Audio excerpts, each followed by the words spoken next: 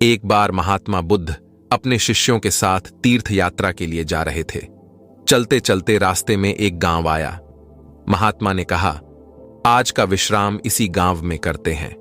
यह कहकर शिष्यों सहित उस गांव में चले गए। गांव के लोगों ने महात्मा को देखा तो बड़े प्रसन्न हुए और महात्मा के लिए बहुत अच्छा आसन लगाया।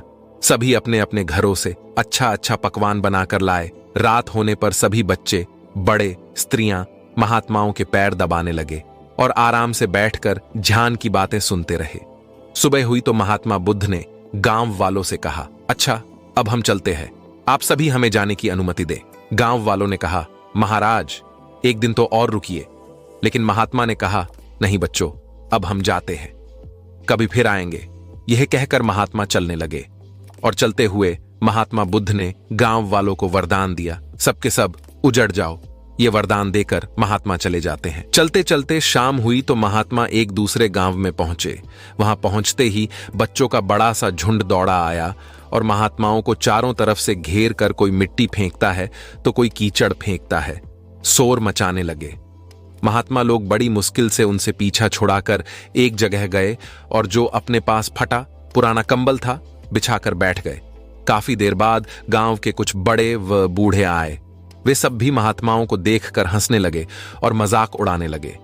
एक जवान ने तो महात्माओं का कंबल ही छीन लिया और कहा, इनके क्या काम आएगा, कम से कम मेरी भैंस तो ओढ़ेगी। वे महात्माओं का अपमान करते हुए चल गए। महात्माओं ने भूखे प्यासे रहते हुए बड़ी मुश्किल से रात बिताई। सुबह होते ही महात्मा चलने लगे और चलते हुए महात्मा बुद्ध ने गांव को वरदान दिया कि सब के सब बसे रहो। गांव से काफी दूर जाने के बाद जंगल में एक तालाब आया और कुछ फल के पेड़ नजर आए। तो महात्मा बुद्ध ने कहा, बच्चों यहां थोड़ी देर विश्राम करते हैं। वहां महात्मा लोग फल खाते हैं और तालाब का शीतल जल पीते हैं। तब एक शिष्य ने कहा, महात्मा क्षमा करें, हमें एक बात खटक रही है, आप नाराज ना हो तो हम पूछ सकते हैं। तब महात्मा बुद्ध ने कहा, बोलो बच्चों, क्या जानना चाहते हो?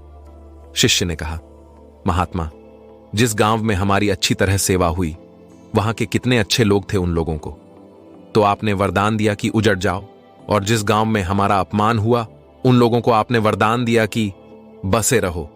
ऐसा क्यों महाराज? तब महात्मा बोले, देखो बच्चों, पहले गांव में कितने अच्छे विचार के आदमी थे। वह आदमी उजड़ जाएंगे तो दुनिया के कोने कोने में फैल जाएंगे और जहां भी जाएंगे सभी को अच्छे विचार सिखाएंगे। इसलिए मैंने उनको उजड़ जाने का वरदान दिया।